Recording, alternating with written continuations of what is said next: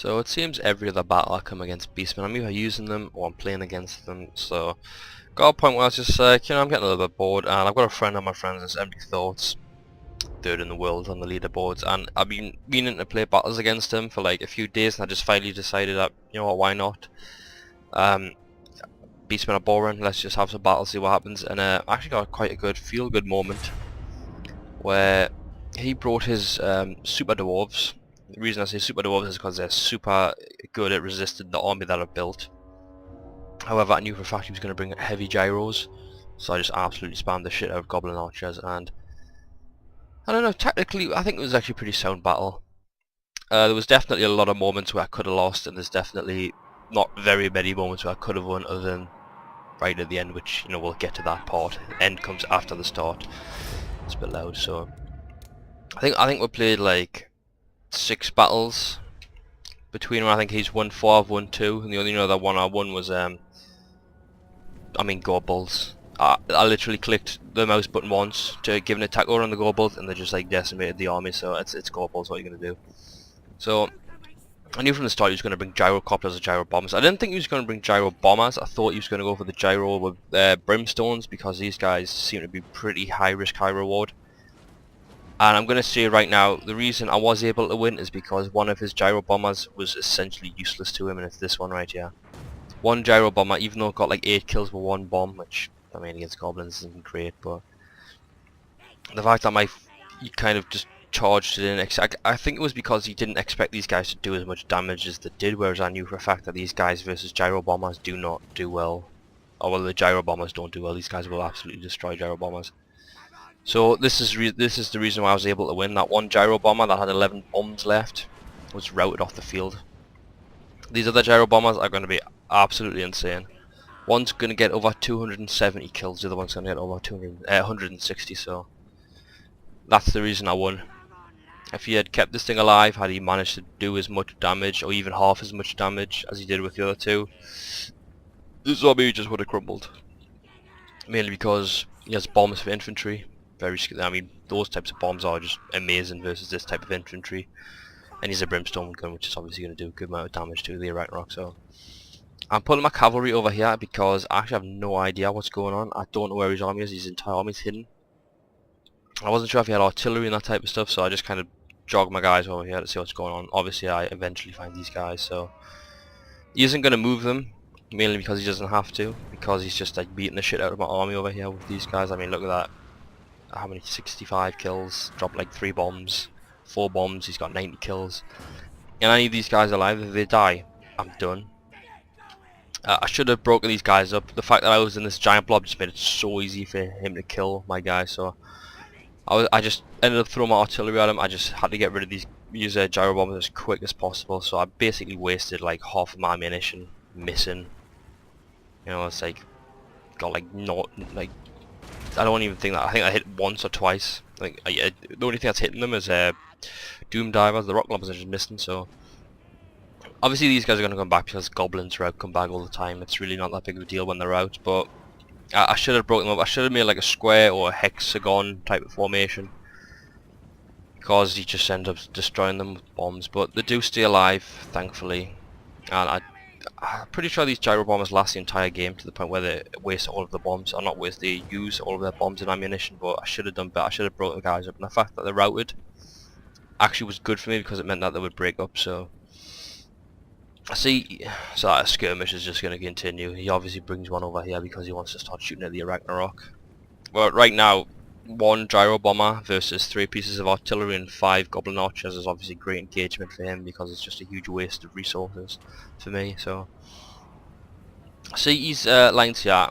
I'm not sure if he's going to bother charging, so I just kind of build my lines, because I want my guys to be kind of just nice and squishy, because I want this big engagement. I brought my Ragnarok because I'm going to obviously pin him down here. I'm going to have my cavalry go around and take out his thunderers, and then I'm just going to drop bombs. Well, metaphysical bombs. He literally just dropped a bomb. I'm just going to smash them through here and just see if I can just get some chain route going on. I know he has a runesmith, which is a huge problem, and he obviously has a load, which is going to do well, but I decide, you know what, the bigger target is these thunderers, and if he isn't going to move, then I'm just going to be able to exploit that. So I recharged the Thunderers. I mean, well, these guys, they're pretty cost effective. They're not horrendous, but they're not great. So I obviously charge all of my infantry in, pin them down, just get rid of them because these guys are going to do a ton of damage. I probably should have waited to charge the Arachnox in, honestly, because even though they're going to do a lot of damage, and I'm going to drop Sneaky Stabbing and Itchy Nuisance, so these guys are going to get supercharged, while these guys are just going to not be able to do anything. He obviously has runes, which is going to kind of counteract that. The fact that they can't do damage isn't that big of a deal because they can tank insane amounts of damage, so should have waited really. But the fact that these guys are kind of half in, half out of the forest makes it a little bit harder for these guys to actually shoot, so at this point he's decided just to give up on my infantry. He's already got a ton of kills, 165. I don't know how many this one's got, 230, so he's just decided not to bother with the infantry anymore, and he's just going straight after the Arachnox because obviously they're the big problem. Which actually gives me kind of the advantage because it now means I can push my Goblin Archers up to start targeting them, and it frees up my artillery to start firing on the Longbeards. Really, again, I shouldn't have charged them in because they're just going to take unnecessary amounts of damage. They're going to do well, but they could have done a lot better. I'd actually wait. My big boss is in here as well. I think the only stipulation for this battle was no spam and only one hero, so that's why he only has one runesmith. I only have one big boss. Usually have 3 because they have like 9 lives between them. So I should call them like the cat squad or something instead of the big boss squad. But obviously I mean, if you've ever seen my goblin videos before, usually I do not bring 3 Arachnox because that's just kind of borderline, you know, on sportsmen. Even though these guys, under the right circumstances, can get absolutely destroyed. I mean, Gobos rip through these things when you're the partner with Minotaurs. So I only ever bring 2 because that's kind of like not spammy, but it's also very powerful at the same time. So if it works well, it works insane. But it doesn't take that much to really bring these guys down if you kind of infantry prob them while shooting them. So you obviously had the tools to take these guys down. So that was the only stipulation: 1 character, 1 hero, and just no spam. Well, other than arrows, but I guess he wasn't really that bothered about these guys. Should have been though, because they are very good against gyro goblins. And if you're going to bring a goblin army versus dwarves, always bring at least 3 of these guys, because it just essentially their biggest strength is their gyrocopters, because it just makes it so easy to kill these guys. Usually if you're playing goblins versus dwarves and you don't have any ranged, it's basically just a race against the clock who can basically rout their general the quickest. If they can kill your general, your army's just going to rout so quickly, whereas if you can kill their general with the Arachnox, it makes they're still going to get a ton of kills, but you can get like Pyrrhic victories, and I've got quite a few where it was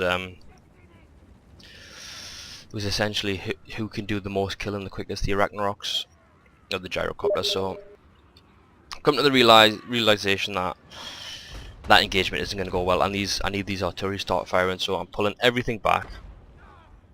Because, I mean, in the forest, I don't know if he's necessarily get an advantage over the goblins, or if the goblins get the advantage, but I don't want them fighting each other in the forest. I want it in open field. And the fact that he has no range means that he has to come to me, because otherwise I'm just going to beat the shit out of him with artillery, even though he has gyrocopters. I mean, the Arachnox are going to defend themselves with fairly powerful missiles. How they have 48 missile damage is beyond me. It's not like they're firing big arrows, it's just, I don't know. It makes no sense. The only difference between these guys' arrows is that they should have more potent poison. Just give them better poison. They don't have to have more missile damage. Just give them better poison. Makes so much more sense than having just a super missile. But gyro bombers, I split my Arachnox open because it'll make it a little bit harder for him to actually do a lot of damage to both of them. I essentially just kind of sacrificed this one just to kind of waste the ammunition, but I decided that that's just a bad idea, so put both my Arachnox over here whilst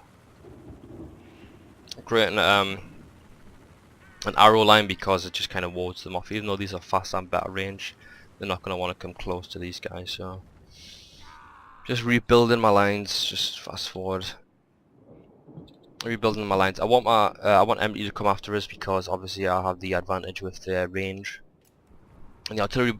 And I mean, goblins versus Longbeards isn't gonna go well, so I need to just do as much damage to these guys as humanly possible. However, I've already wasted a bunch of ammunition. I mean, these guys have like half ammunition and have like very little kills. So I wasted it on their gyro bombers, which was a mistake, but I had to do it because I just needed rid of these. I was desperate to get rid of them. If I got rid of them early game, I would have won. Oh, well, I did win, but I would have won more decisively. But if I could not get rid of these bombers, it was just gonna just tear my army to shreds. And so that's, if he had kept his third gyro bomber alive, he would have won. So this is essentially what's going on. He's being forced to move forward, which is what I want. Just trotting along. Right, so right here, I just split my line. The last thing I want is bombs. I had no idea how many bombs he had left, so I just split them up, because if he's going to drop bombs, I'd rather he just drop that one unit post the entire line, so just split these guys up. And the fact that he actually kind of went after them, I thought it was going to give me the advantage here. I thought I was going to be able to catch up to him, but unfortunately not, so at this point the battle is 5 broken goblin archers, 3 pieces of artillery and a shitty infantry line, so, and 2 broken Arachnaroks. However, I do have pretty much an untouched general, which, I mean, goblins rely on their general so heavily. I would argue that they rely more on their general than the vampire count, so the fact that he's alive late game and the fact that he still has winds of magic that drop itchy nuisance and sneaky stabbing also is going to give me a huge advantage over his runesmith, because I can base the runesmith kind of negates the goblin charmer, but the goblin charmer also negates the runesmith, in the sense that he has, you know, obviously like runes of damage resistance and all that, but then again I have runes that increase my melee attack and decrease his melee attack, so it's just kind of, you know, not necessarily even, but it's kind of like it cancels each other out. So right here, I know what's going to happen. He's just going to cut through them, but the reality is I need them as far away from these doom divers as possible. They don't have much ammunition left, and it's the same with the rock lobbers, but if he's going to blob up his infantry, I'm just going to take as much advantage of that as humanly possible. Maybe it would have been better if he spread his line out, so it meant that I couldn't target his this huge blob, because I couldn't care less if I get friendly fire, which is obviously going to happen. I just need rid of these guys, so the amount of the more doom diver and rocks I can throw at these people, or these dwarves, it's the better. These things. Okay, so thankfully this one runs out of ammunition, so I don't know why this Arachnarok actually stayed here. I don't know what I did with this one. This one's obviously just tanking damage and killing, but yeah, I eventually kind of recharged.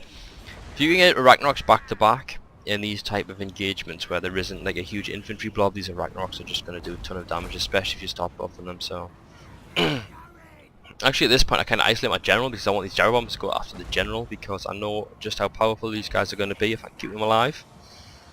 But I also know that he's going to want to come after them, so I just kind of pull my general away to see if they'll kind of start to target my general, but obviously he's not going to do that. He's too smart for that. He knows exactly where the power is, and it's in the Arachnaroks. The Great Goblin Shaman's a nuisance, but he doesn't get kills. He's easy to kill, whereas the Arachnaroks aren't, so I don't know, if he had killed my general fairly quickly, or at least target my general, I don't know, maybe it would have been a bit different. I think the Arachnaroks would have actually broken. So if he targeted the general and killed him quick, I don't know, maybe this engagement would have went like really bad for me. I'm not sure, because obviously he's dropping runes, and every time he drops a rune I'm going to try and drop sneaky stabbing if I have it. So one of the biggest kind of strengths of the goblins is the goblin shaman, so if he isn't alive, the army not only is going to crumble very quickly because of the morale debuff, but he isn't going to have sneaky stabbing or itchy nuisance. This guy's such a pain in the arse to deal with, especially when he's dropping spells. He's easy to kill, but I mean I only have 2 spells. I've got sneaky stabbing and I've got itchy nuisance. No, you can't say now. But that's the only ones you need. I don't need Vindictive Glare, I don't need Curse of the Bad Moon, you don't need any of it, you just need 2 spells and that's it. And just hide him on a wolf as well, it makes him so hard to kill. Unless you just rush away, which happens. So, rock lovers, I think, yeah, ran out of ammunition. Didn't do great, but again, these are against dwarves, they don't have that big of a, they don't really have a big unit size, so right now it's essentially just attrition. Who can kill whose general quickest? That's basically what the Arachnaroks are there for, just general killing and just smashing the shit out of things. Although I would argue that the biggest problem with his army, in terms of me having to deal with it, is his runesmith. His runesmith is more important, so I'm going to start trying to target the runesmith over the general, because dwarves don't really have a morale penalty. That, like, the morale penalty for dead dwarven generals isn't that bad, whereas that runesmith is just so powerful. I mean, look at that 100. No, that's mine. But I'm pretty sure these guys go up to 135 armor, and then they buff the entire troop. So right at that engagement, I managed to rout his runesmith. Obviously, it was great, so you can't buff them anymore. And then his general was routed, and I was just chasing him down. So it was just a very Pyrrhic victory, but I got the job done. So if you look at the kills, these guys got like no kills, but they did a ton of damage. I mean, if you look at how powerful these guys were, if he had managed to keep this alive the entire game, he would have won, because he would have been able to do a ton of damage to the meat shields. Well, these guys aren't really meat shields, but you know, they can take a ton of damage, so that kind of makes them meat shields, but you know what I mean. But they would have been able to do a ton of damage to these guys with the bombs, and it's the same with the Wolf Riders. So Wolf Riders, you're not going to really drop bombs on Wolf Riders unless isolated, because you know they're so fast. But with the Brimstone gun as well, I mean, had he late game target the general over the Ragnaroks, again, I think he probably would have won. I think it's just the fact that he was like obviously very wary of how powerful these was. He just wanted rid of them as quick as possible. But with goblins, if you can kill the shaman, I would rather kill the shaman over the Ragnarok, because as soon as the shaman dies, it doesn't take that much to get rid of these guys. Honestly, I've had a Ragnarok rout after my general died, after they've lost a quarter of health. So if he had kept this alive, had he targeted after he dropped his bombs and did a ton of damage to kind of limit the amount of damage he was going to take, and then turned these gyro bombers onto my general, I think he probably would have won, because I just wouldn't have had the numbers to deal damage to them. These guys did absolutely nothing. So obviously my infantry loses to his infantry. Not to mention these guys have shitty morale, and with the Great Goblin Shaman gone, he would have literally just wiped the floor clean. He wouldn't have had to do. He wouldn't have had to kill anything. He would have just had to have done a little bit of damage to the Ragnarok. As soon as the Ragnaroks are gone, the Goblins are gone, the Wolf Riders are gone, the artillery's going to go. So that was just two little mistakes he made. Had he again kept this alive, killed my general, he would have won hands down and wouldn't have even been close. But the fact that my general survived late game, didn't even take any damage really, and the fact that I managed to get rid of one of his gyro bombers because he wasn't really sure how powerful. He thought that his bombers were just kind of like, these guys wouldn't do any damage, which kind of makes sense. They have like 1 armor piercing damage. These have like 100 armor, so I don't know. It's kind of a feel-good moment, you know. I've only won twice, and it was with kind of a cheesy Gobo, but the fact that I won with goblins is pretty fun. So I also have a bunch of 2v2s that me and him did, so I might upload some, but they're pretty long. And I don't know. We'll see. Maybe we'll do some 2v2 goblins. We'll see. So there you go. Goblin army against empty thoughts, third in the world, my friend. Laters.